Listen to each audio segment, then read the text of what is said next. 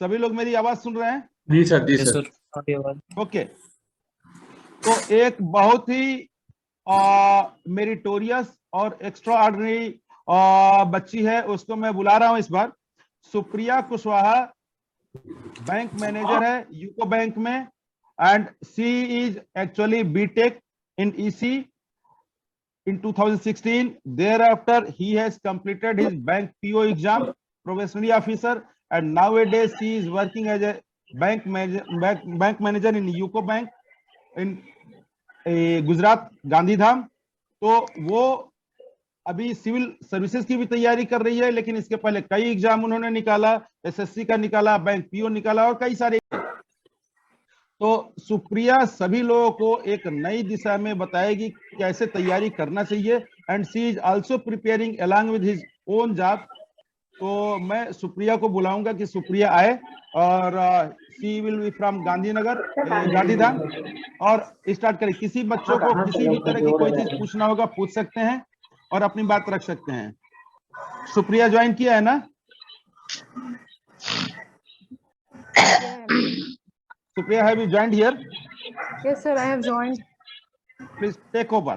और आप बताओ कि कैसे लोगों को तैयारी करना है एसएससी का, सिविल सर्विसेज का, कोई भी एग्जाम्स का, क्योंकि आपने बीटेक भी किया, एसएससी भी दिया, बैंकिंग भी दिया और सिविल सर्विसेज की भी प्रिपरेशन कर रही हो, तो इसलिए you are more expert than the others, you can guide to all. Please go ahead, start please. Hello. हाँ, स्टार्ट करो सुप्रिया। हाँ, विजिबल है प्लीज। तो बैंकिंग के रिगार्डिंग मैं आपको बेसिक से बताऊंगी, इसमें कैसे शुरू करना है, कितना टाइम लगता है और क्या नहीं करना, और डूज एंड डोंट्स ही होते हैं किसी भी एग्जामिनेशन को क्रैक करने के लिए, कि और कितना टाइम पीरियड लगता है उसको क्लियर करने के लिए। ठीक है, तो जो बैंक्स हैं, बैंक्स अपने जो भी पब्लिक सेक्टर बैंक्स हैं उसके लिए गवर्नमेंट एग्जामिनेशन कंडक्ट करती है। जो भी चीजें हैं, जैसे आईबीपीएस हो गया, एसबीआई अलग से कंडक्ट करती है, देन आरबीआई होता है, आरबीआई ग्रेड बी और RBI assistant. That I would say कि बहुत ही क्रीम जॉब है, मतलब equivalent to IAS officers and all, grade A job है ये। तो किसी को अगर ज्यादा इंटरेस्ट है आरबीआई में, क्योंकि सारे बैंक्स को जो गवर्न करता है वो भी आरबीआई ही करता है, तो अगर आपको नॉर्मल पब्लिक डीलिंग में भी जैसे इंटरेस्ट नहीं है, जैसे when I started preparing I didn't know कि आरबीआई ग्रेड भी होता है, तो I would have chose that examination if I was preparing for this banking and all. तो आरबीआई ग्रेड भी एक अलग प्लेटफॉर्म है, उसमें आपको जैसे ऑडिट्स, बैंक्स के ऑडिट और ये सब करने को मिलता है, अंदर क्या फंक्शनिंग हो रही है, बैंक कैसे फंक्शन कर रहा है, पर्टिकुलर ब्रांच कैसे काम कर रही है, करेंसी चेस्ट कैसे काम कर रही है, you will get to know that. Besides public dealing तो हम लोग इस बैंक नेशनलाइज बैंकिंग में करेंगे ही। आप एज अ मैनेजर आप लोन लेंड करेंगे, सब कुछ विजिट्स होंगी, आपको सब पता चलेगा। ये फील्ड जॉब है, सबको मतलब इतना प्रायर नॉलेज होना चाहिए कि आप जिस जॉब के लिए ऑप्ट कर रहे हैं कि आपको क्या करना है, उसमें क्या रिक्वायरमेंट है। उसके बाद मैं बोलूंगी कि आपको कोई भी प्रिपरेशन करनी है, B it UPSC, SSC, railways, air force, defence, आप क्यों करना चाहते हैं और आपका पर्पस क्या है और वो जॉब आपसे क्या डिमांड करती है, आपको ये पता होना चाहिए पहले तो। और अभी तो ऐसा है कि आपका whatever your platform is, whatever you have done your graduation in, be it BTech, interior designing, arts, आप किसी भी फील्ड में जा सकते हैं, अभी इतना ज्यादा ओपन है हर चीज। तो इसमें क्या है, बीटेक वाले भी बैंकिंग में जा रहे हैं, बीटेक वाले भी डिफेंस में जा रहे हैं, बीटेक वाले भी आईएएस की एग्जामिनेशंस दे रहे हैं, डॉक्टर्स भी बन रहे हैं आईएएस के लिए, इवन डॉक्टर्स भी बैंक में आ रहे हैं, फिर आईआईटी एनआईटी वाले भी बैंक में आ रहे हैं। अलग अलग चीजें हैं, वो हम जब उस फील्ड में घुसते हैं हमें तब पता चलता है। ओके, तो no job is more or less, that is your definition to add it, कि आपको क्या लगता है उस जॉब में आपको मतलब क्या चाहिए। क्योंकि मेरे कुछ कलीग्स हैं वो एनआईटी आईआईटी से भी आए हैं, अभी कुछ जूनियर्स आए हैं बैंक्स में एनआईटी आईआईटी से। तो when I discuss with them कि आपने बैंक क्यों ज्वाइन किया, मतलब यू हैव बीटेक, जैसे मेरे पास भी बीटेक है, तो even now I ask people कि why did you join this service. तो तो उन लोग का यही रहता है कि हमें इस फील्ड में जाना था क्योंकि हमारा ये, हमको बैंक के टर्म्स के बारे में जानना है, क्या लैंडिंग हो रहा है, ये प्रोसेस जानना है। जैसे किसी को यूपीएससी भी ज्वाइन करना है तो क्यों करना है? आप पब्लिक डीलिंग के लिए कंफर्टेबल हैं? आप अपना उतना टाइम देंगे उस चीज के लिए? तो आपको बहुत ही फोकस होना पड़ेगा कि उसके बाद आप प्रिपरेशन करिए। When you understand your goal and what are the requirements of your goal, then you will be more focused. आपको सोचना नहीं पड़ेगा कि अच्छा मुझे इसमें इतना टाइम देना है, इसमें ये पढ़ना है। आपको अपने आप इंटरेस्ट आएगा कुछ भी करने के लिए। ठीक है, तो अब मैं बैंक के बारे में बोलूंगी कि बैंक में प्रिपरेशन का जो टाइम होता है बहुत ही छोटा होता है। 5 to 6 months focus study and mock test, जो भी प्रिपरेशन करना है आपको, आप दे देंगे तो हो जाएगा फोकस्ड। बस उसमें ये है कि आपको कंसिस्टेंसी है ना, वो एग्जाम में लानी पड़ेगी प्रिपरेशन के टाइम पे, कि आपको बहुत ही कंसिस्टेंट होना होगा। 5 से 6 घंटे निकाल के पढ़ना ही है एनी हाउ। और एक और चीज है, जैसे न्यूज़पेपर होता है आजकल, न्यूज़पेपर मैंडेटरी हो गया है। आप ग्रुप ए निकालें, ग्रुप बी निकालें, सी निकालें, सभी में भी ये न्यूज़पेपर रीडिंग इज मस्ट। और I use to study the Hindu. The Hindu का एडिटोरियल हो गया बाइबल आपका, आपको पढ़ना ही है। और द हिंदू में आपको, जैसे कोई बिगिनर है, किसी को जैसे इंग्लिश इतनी कंफर्टेबल नहीं है, जैसे anyone who is starting the Hindu, if he और she is finding it uncomfortable कि okay this language which I am studying, that is not comfortable with me, I'm not getting the words whatever is written in that editorial, तो आपको क्या है, धीरे धीरे चलो, आपको वो एडिटोरियल पढ़ने में 15-20 मिनट लगा, आपको नहीं समझ आया कुछ भी, लेकिन आप उसके डिक्शनरी लेके बैठेंगे, डिक्शनरी लेके नहीं बैठेंगे कोई बात नहीं, आप फोन आप सभी के पास है अभी, आप गूगल करेंगे, आपको टर्म्स नहीं समझ में आ रहे हैं, उसमें ऐसे टर्म्स होते हैं जो एग्जामिनेशन में आरसी में काम आता है, रीडिंग कॉम्प्रिहेंशन में काम आता है। अभी वो एप्टीट्यूड के टेस्ट में हमेशा इंग्लिश का एक पैटर्न तो होता ही है जिसमें 2 से 3 आरसी पूछे जाते हैं कम से कम। They owe you up to 10 to 15 marks. कितना क्रूशियल है 10 से 15 मार्क किसी भी एग्जामिनेशन में आपको आगे बढ़ने के लिए। तो मैं ये बोलूंगी कि इंग्लिश, अभी ये नहीं सोचना चाहिए कि English medium and Hindi medium, आपको फोकस तो करना है और न्यूज़पेपर पढ़ना ही है। आप इसको गांठ बांध लो, न्यूज़पेपर करना है, फिर उसके बाद ये हो जाएगा।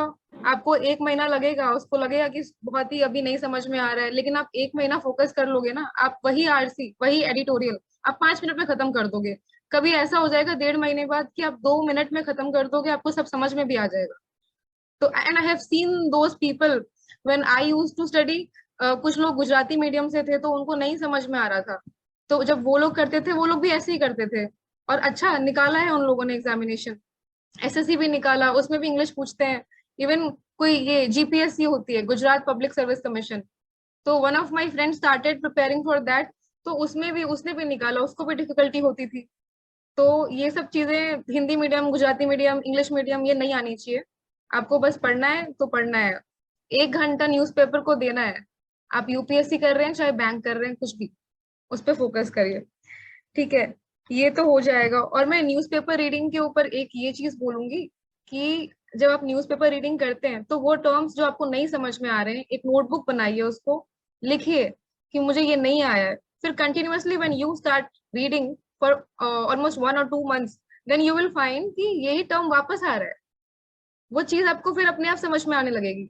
तो आपके खुद का एक वो कैब बन गया ना, वो कैब का पूरा एक बुक बन गया, आप उसको करते रहेंगे और आपकी इंग्लिश भी मजबूत होती जाएगी उसमें। देन इसमें न्यूज़पेपर में आपने ये कर लिया, ये जनरल था। अब बैंकिंग के लिए क्या होता है, इकोनॉमिक्स करके एक पेज आती है द हिंदू में, जो आपको यूपीएससी के लिए भी करना है, बैंक के लिए भी करना है। बैंक के टर्म्स पूछेंगे। अभी जैसे रेपो रेट बैंक में अभी जस्ट 2 दिन पहले ही आया है कि रेपो रेट बढ़ा है, तो उससे क्या फर्क पड़ता है, बैंक्स के ऊपर क्या फर्क पड़ेगा, और रेपो रेट क्यों बढ़ाया है, और क्यों, मतलब कौन बढ़ाता है इसको, मतलब why has repo rate change. कोई भी कुछ भी आप न्यूज पढ़ते हैं तो उसमें आपको 3 W पता होना चाहिए, व्हाई, व्हेन एंड हाउ, कैसे हुआ, ठीक है, एंड वेयर, ये भी पता होना चाहिए। तो जैसे मॉनेटरी पॉलिसी कमेटी होती है, ये निकालती है कि रेपो रेट्स वगैरह जो भी चीजें हो रही हैं, रेट्स वगैरह बढ़ाती हैं, तो क्यों मॉनेटरी पॉलिसी कमेटी ऐसा क्यों करती है, ये होता क्या है, वो कमेटी के चेयरमैन कौन है, ये पता होना चाहिए हमें। फिर उसके बाद ये साल में कितने बार मीटिंग होती है। फिर मॉनेटरी पॉलिसी कमेटी जो है, इनके इंस्ट्रूमेंट्स होते हैं कि ये जो रेपो रेट बढ़ा है क्यों बढ़ा है, कैसे इंस्ट्रूमेंट्स को मेजर किया गया, उसके बाद ये चीज हुई ना, तुरंत तो नहीं हुई। तो उसके बाद जो इंस्ट्रूमेंट्स है हमें पता होना चाहिए कि क्यों ये हुआ, क्या सोच के रेपो रेट बढ़ा है। फिर रेपो रेट से भी बढ़ने ये जो चेंजेस हुए उसके बाद बैंक के ऊपर इसका क्या असर पड़ेगा। अगर हम बैंकिंग के लिए प्रिपेयर कर रहे हैं तो हमें पता होना चाहिए ये सब चीजें। तो ये एक बार में तो नहीं आएगी, पर एक दो महीने आप पढ़ेंगे तो ये भी समझ में आ जाएगा। फिर उसके बाद जो बैंक में जो अभी टर्म्स आते हैं कि एमडी सीएमडी बदल रहे हैं, हमें ये पता होना चाहिए क्योंकि बैंक के उसमें पर्टिकुलर होता है जनरल अवेयरनेस, एक सेक्शन आता है, तो उसमें ये क्वेश्चंस पूछे जाते हैं। कभी कभी तो बैंक के टैगलाइंस पूछे जाते हैं कि इसका यूको बैंक का क्या है टैगलाइन, बैंक ऑफ बड़ौदा का टैगलाइन क्या है। ये सब चीजें पूछ लेंगे तो हमें ये इतनी आम सी बातें हैं। किसी भी बैंक के बोर्ड के नीचे लिखा होता है, जैसे मेरे बैंक के नीचे लिखा है ऑनर्स योर ट्रस्ट, ये हम देखते भी हैं पर हम उसको नहीं देखते हैं, देखते भी हैं फिर भी नहीं देखते हैं, ऐसा हो जाता है। फिर अभी मैं रिसेंटली अभी इसमें इन चीजों के लिए अभी गूगल कर ही रही थी कि क्या अभी रिसेंट 2022 में एसबीआई पीओ का जो एग्जाम हुआ था उसमें एक क्वेश्चन पूछे गए थे कि how many branches are there in India. अब ये तो नहीं पता होगा किसी को। अब ऐसे एकदम रैंडम क्वेश्चंस पूछेंगे तो कुछ तो रैंडम क्वेश्चंस आ जाएंगे, लेकिन थोड़ा थोड़ा सा जो गैस वर्क होता है ना, इंटेलिजेंट गैस वर्क, वो हमको करना है, थोड़ा सा करना है, हो जाएगा उसमें। और हमें फुल मार्क्स तो नहीं लाने हैं, हमें जस्ट लाना है, आपको कट ऑफ भी नहीं क्लियर करना है, कट ऑफ से थोड़ा सा ऊपर लेके आना है so that you can come in merit.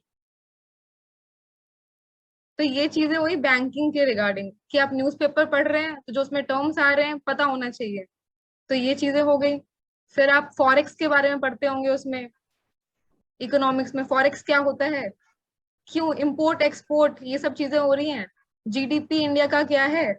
ये तो हम लोग इसमें इकोनॉमिक्स में ऐसे ही पढ़ लेते हैं, टर्म्स याद कर लेते हैं, डेफिनेशन याद कर लेते हैं, तो प्रैक्टिकल क्या होता है, असर क्या हो रहा है, किसका कहाँ पे जा रहा है वो समझ ही नहीं आ रहा है।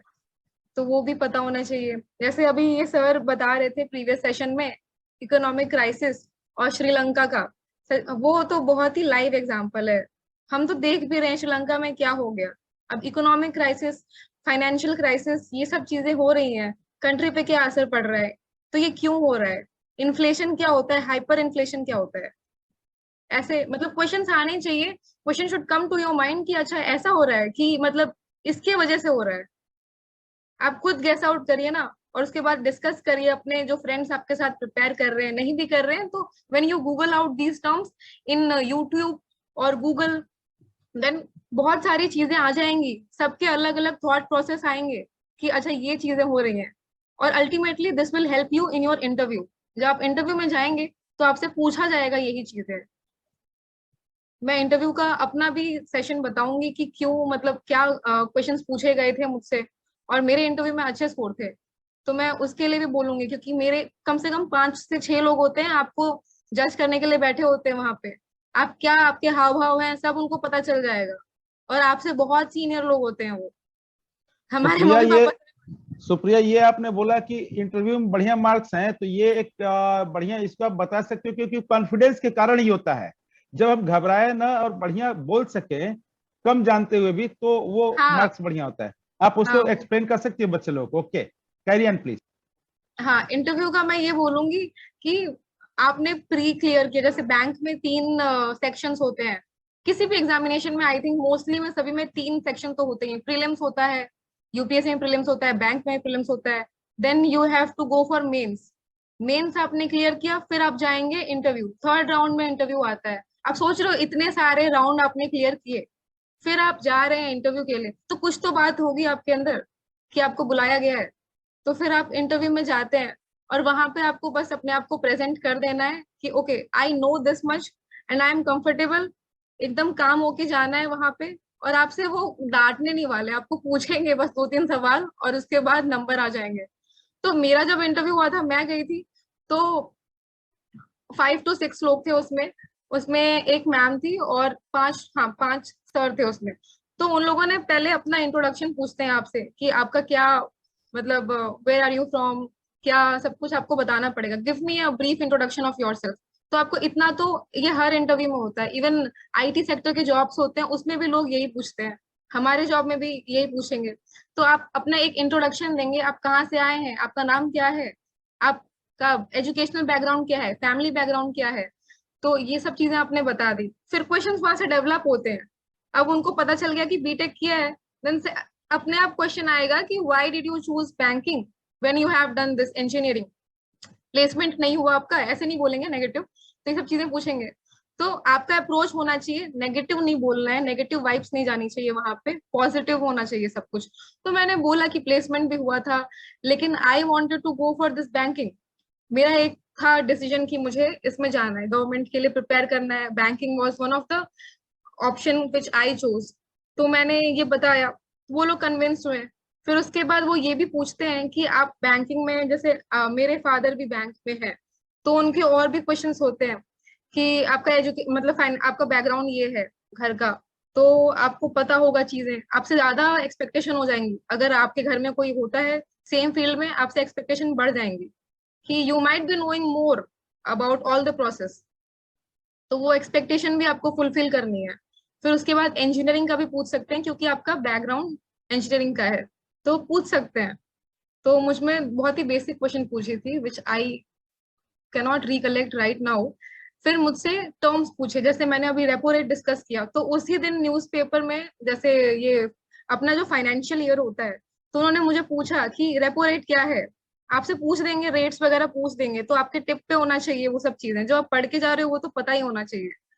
घबराना तो है ही नहीं, सारे आंसर्स। और आप गलत भी बोलेंगे, वो लोग आपका कॉन्फिडेंस चेक कर लेंगे, और वो आपको बताएंगे भी नहीं कि आपके क्वेश्चंस अगर गलत हुए हैं, तो वो तुरंत नहीं बोलेंगे कि गलत हो गया, सीधा नंबरिंग कर देते हैं। लेकिन फिर भी काफी क्वेश्चंस ऐसे भी होंगे which you might not be knowing. और मैंने ऐसे भी 2-3 लोग इंटरव्यू पैनल में थे, मेरे मेरे फ्रेंड्स जो गए थे, उनमें उन्होंने सिर्फ 2 से 3 आंसर दिए थे, फिर भी उनके अच्छे स्कोर थे। बहुत सारे क्वेश्चन पूछे गए, फिर भी नहीं आता है, फिर भी अच्छा स्कोर किया उन लोगों ने। तो वो यही देखते हैं कि आप सिचुएशन कैसे टैकल कर रहे हैं। अगर हार्ड क्वेश्चंस भी आ गए, आपको नहीं आता, तो बोलिए कि नहीं आता है, बस you can move to new question. ऐसी चीजें होती हैं। और फिर थोड़ा इंटरव्यू लंबा भी चला था मेरा, 20-25 मिनट्स चला ही था। बाकी कुछ लोगों का 5-5 मिनट में भी निकल गया है, किसी का 25 मिनट। तो इंटरव्यू पैनल आप में इंटरेस्टेड भी हो सकती है, डिसइंटरेस्टेड भी हो सकती है। आपको अपने आप को थोड़ा प्रेजेंट करना है बस। और आप जब इंटरव्यू तक पहुंच गए हो, मतलब यू नो क्या है, अपने सब्जेक्ट्स आप जानते हो, और ये इंटरव्यू वाले भी जानते हैं कि आप इतना जानते हो।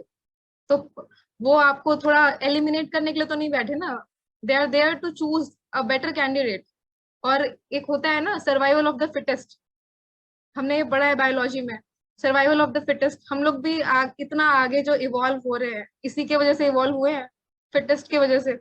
तो आपको वहां पे इतने सारे इंटरव्यू में 1:3 का रेशियो होता है, मतलब एक सीट के लिए 3 लोग आए हुए हैं। आपको वहां पे इतना, ये 3 लोग एक ही सीट के लिए आए हैं, तो आपको थोड़ा फोकस करना है अपनी सीट के ऊपर, और वो सीट लेनी है। कंपटीशन बहुत हाई है आजकल। तो ये हो गया इंटरव्यू का। किसी को क्वेश्चंस हैं क्या इंटरव्यू के रिगार्डिंग? Any questions? किसी का कोई क्वेश्चन हो, माइक अनम्यूट करके बोल दे, बढ़िया रहेगा। It is good time. ठीक है, नो क्वेश्चंस। आप कैरी ऑन करो। हाँ, कोई होगा तो बोलेगा। ठीक है, यस प्लीज। ठीक है। तो अभी ये हो गया इंटरव्यू का सेशन। ओके।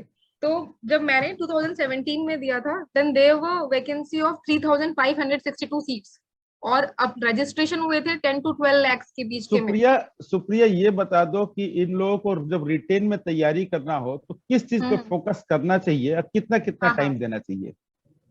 फोकस, ठीक है। मैं प्री के बारे में पहले बताती हूँ, फिर मेंस के बारे में हाँ जी। बता दूंगी, हाँ है ना। तो क्या है, जो प्री होता है, आप कोई भी एग्जामिनेशन प्रिपेयर कर रहे हो, तो यू शुड नो बैंकिंग का जो भी है, ये पैटर्न पता होना चाहिए किसी भी एग्जामिनेशन का। पहले प्रीलिम्स में कितने मार्क्स का होता है, क्या पूछा जाता है, how many subjects they are asking, and from which topics they are asking, you should know कि ये सब चीजें हैं। तो जो प्रिलिमिनरी होती है, उसमें 3 सेक्शंस होते हैं, इंग्लिश, क्वांट और रीजनिंग। ठीक है। और इंग्लिश में ये सब 30 मार्क्स का है, क्वांट 35 मिनट्स है, 35 क्वेश्चन 35 मार्क्स, रीजनिंग भी 35 क्वेश्चन 35 मार्क्स, टोटल 1 घंटे का पेपर है, आपको ये निकाल देना है और 100 मार्क्स का है। तो जो भी पेपर जैसा भी रहेगा, कट ऑफ जैसा भी रहेगा, you have to give your best. हाँ, इसमें 1 मार्क्स राइट के लिए होता है एंड 1/4 0.25 जो है नेगेटिव मार्किंग होती है प्रीलिम्स में। तो उसके लिए आप जो है, मैं इंग्लिश के लिए इतना कुछ नहीं करती थी, मैं सिर्फ द हिंदू पढ़ती थी, एडिटोरियल पढ़ती थी, और उसके बाद मेरे को जो टर्म्स मिलते थे जो लगते थे हार्ड है, मेरी एक बुक थी, मैं उस पर नोट डाउन कर लेती थी, और फिर अगले दिन मुझे न्यूज़पेपर में आ रहा है कि मुझे ये नहीं, तो मुझे याद रहता था कि ये मैंने पढ़ा है कहीं पे, तो मैं अपनी बुक खोलती थी, वापस वो देखती थी, और फिर वो प्रोसेस जो है अपने आप याद हो जाता है बिना विदाउट एनी एफर्ट्स।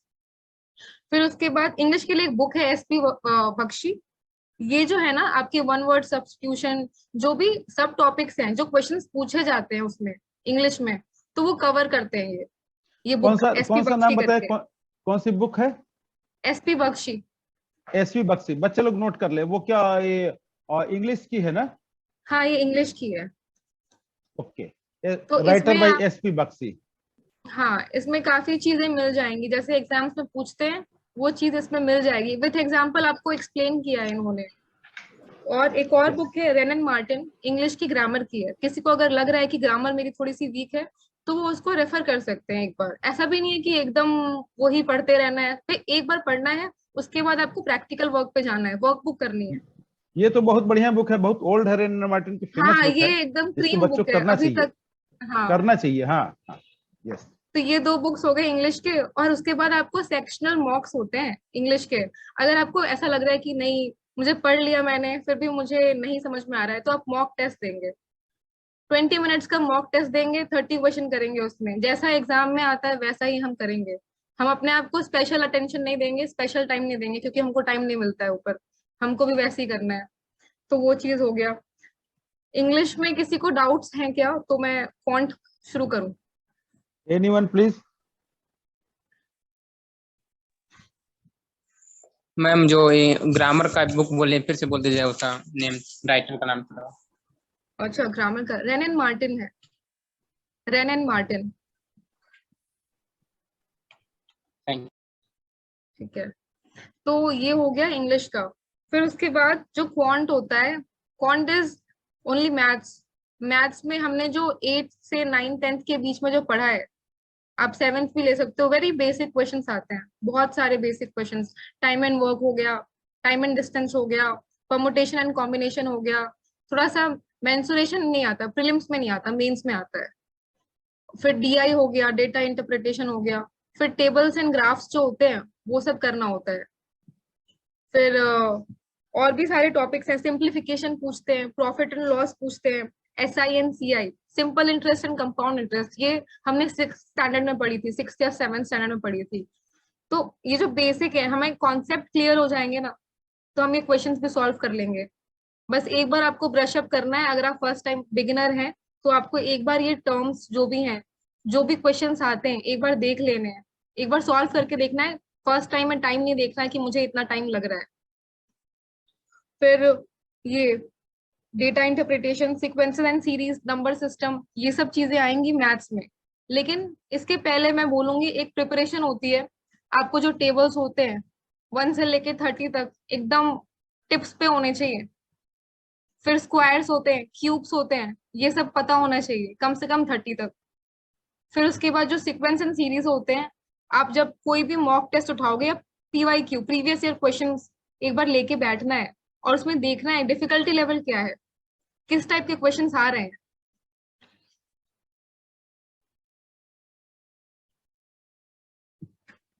तो वो क्वेश्चंस आप देखेंगे और उसके बाद आप प्रैक्टिस शुरू करेंगे कि अच्छा ठीक है, ऐसे क्वेश्चंस आ रहे हैं, मुझसे हो रहा है कि नहीं हो रहा है। उसके बाद अगर आपको नहीं समझ में आ रहा है तो आप बेसिक जाएंगे, सिंपल इंटरेस्ट नहीं आ रहा है तो जाएंगे फॉर्मूला बेस्ड है, फॉर्मूला नहीं याद है कोई बात नहीं, हम फॉर्मूला देखेंगे, नोट डाउन करेंगे, अपनी एक नोटबुक बनाएंगे मैथ्स के लिए और लिखेंगे कि ये करना है। और उसके क्वेश्चन के भी टाइप्स होते हैं, एकदम वैसा भी बेसिक नहीं पूछ देंगे, कॉन्सेप्ट बेसिक होगा लेकिन क्वेश्चन इवॉल्व होंगे। जैसे सर ने बताया आपको फाइनेंशियल ये क्राइसिस, इकोनॉमिक क्राइसिस, ये सब चीजें बताई आपको, श्रीलंका का एग्जांपल आ गया, वैसे ही आपको बता दिया जाएगा कि सिंपल इंटरेस्ट में ये सब चीजें हैं, पर साथ में 2-3 क्वेश्चंस और होंगे उसमें। अब आपको वो गेट करना है और वो सॉल्व करना है। तो अपने आप को आपको टाइम देना है कि ठीक है मैं पहले इसको पढ़ूंगा ये टॉपिक, उसके बाद मैं उसको अप्लाई करूंगा बेसिक से लेके, फिर अपने आप को इवॉल्व करूंगा। और घबराना नहीं है, नहीं आता है तो थोड़ा टाइम देना है अपने आप को भी। और नोबडी इज मतलब कि एकदम परफेक्ट, सब लोग शुरू से एक स्क्रैच से ही शुरू करते हैं और धीरे धीरे परफेक्ट हो जाते हैं, ऐसे करना है। Hello ma'am, excuse me, yes है ऑडिबल? ओके, यस यस, तो मैम मैं आपसे जानना चाहती हूँ कि आपने अपने बीटेक एकेडमिक्स के टाइम पे ही इसकी प्रिपरेशन की थी?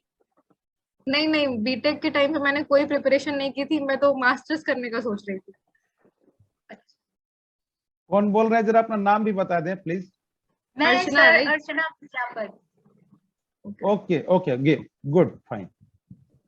सर एक्चुअली मैं एक क्वेश्चन इसलिए पूछ रही थी क्योंकि मुझे काफी अच्छा लगा सुप्रिया मैम की बातें सुन के, तो I am also excited to preparing for this.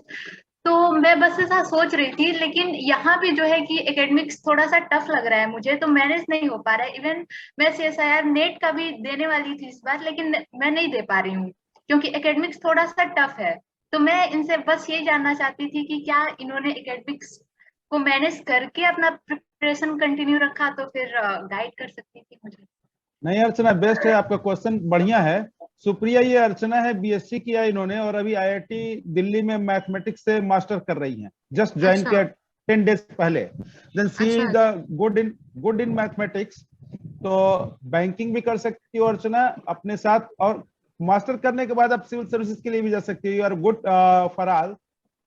तो क्वेश्चन बेटर है और करने से होगा ही। Nice question. Yes. और स्टैटिस्टिक भी बहुत अभी इवॉल्व हो गया है, स्टैटिस्टिक भी आता है, एक बहुत ही अच्छा मैं बोलूंगी सब्जेक्ट है ये। और अभी यूपीएससी में भी इसका एक वो है, ऑप्शनल है ये। और एक और आरबीआई ग्रेड बी में भी स्टैटिस्टिक की डिमांड है, वो हम लोग भर ही नहीं सकते because we have not studied statistic, we don't have that subject. तो आपको अगर इंटरेस्ट हो तो आप उसमें भी आरबीआई ग्रेड बी के लिए भी प्रिपरेशन कर सकते हैं। ओके, आपने जो अभी मैथमेटिक्स का सिलेबस बताया तो सब कुछ पढ़ा हुआ है और ऐसा लग रहा है कि ग्रेजुएशन लेवल के सारे कंसेप्ट हैं। हाँ, नहीं स्कूल लेवल के हैं, सेकेंडरी लेवल के हाँ, क्वेश्चन हैं। yes. नहीं, सीक्वेंस एंड सीरीज का जो ब्रॉड कंसेप्ट है वो ग्रेजुएशन में पढ़ने को मिलता है। अच्छा, इवन ओके। 12th में भी है, लेकिन उतना डीप नहीं है। ग्रेजुएशन में थोड़ा सा डीपली है।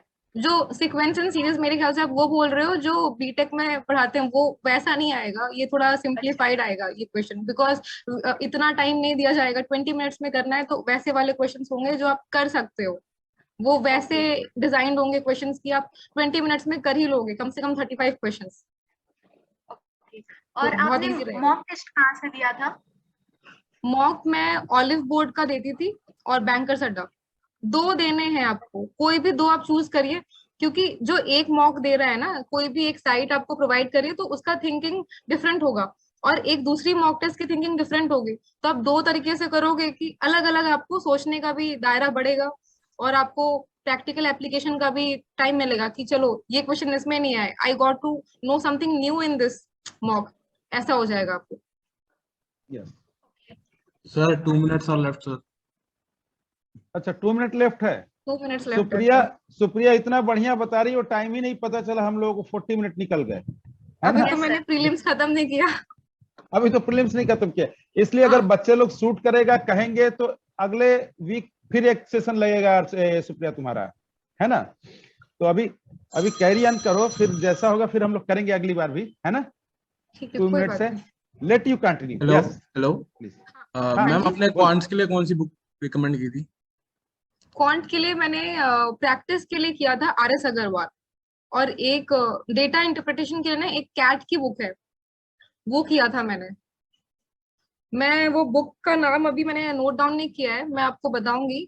अगर कोई नेक्स्ट सेशन होता है तो मैं आपको इंटीमेट कर दूंगी कि डेटा इंटरप्रिटेशन के लिए एक बहुत ही अच्छी बुक थी, पूरे उसमें डाउट्स एकदम अच्छे से सिंप्लीफाइड वे में बताया सर ने उसमें, बहुत अच्छा बुक है वो। और RS अग्रवाल ये प्रीलिम्स के लिए बहुत अच्छा है, बहुत सारे क्वेश्चन है एक ही टाइप के, आप 10 5-6 क्वेश्चन कर लोगे ना आप तो आपको समझ में आ जाएगा। फिर मॉक में कैसा भी क्वेश्चन आए, फिर रियल लाइफ में भी कैसा एग्जाम, कैसा भी क्वेश्चन आ रहा है आप कर क्वांटम लोगे। कैट कैसे? RS Agarwal, RS Agarwal. Quantum CAT. हाँ, एक क्वांटम कैट यही है। इसका क्या है, ऑथर का नाम क्या है? ऑथर का नाम नहीं पता, बट मैं सर्च कर रहा था ऐसे तो क्वांटम। मैंने हाँ ऐसे ही किया था क्वांटम कैट। मैं आपको बताऊंगी वो book, okay, thank you ma'am. मेरे पास वो है भी, पर वहाँ घर पे है तो मैं बताऊंगी आपको नेक्स्ट सेशन में।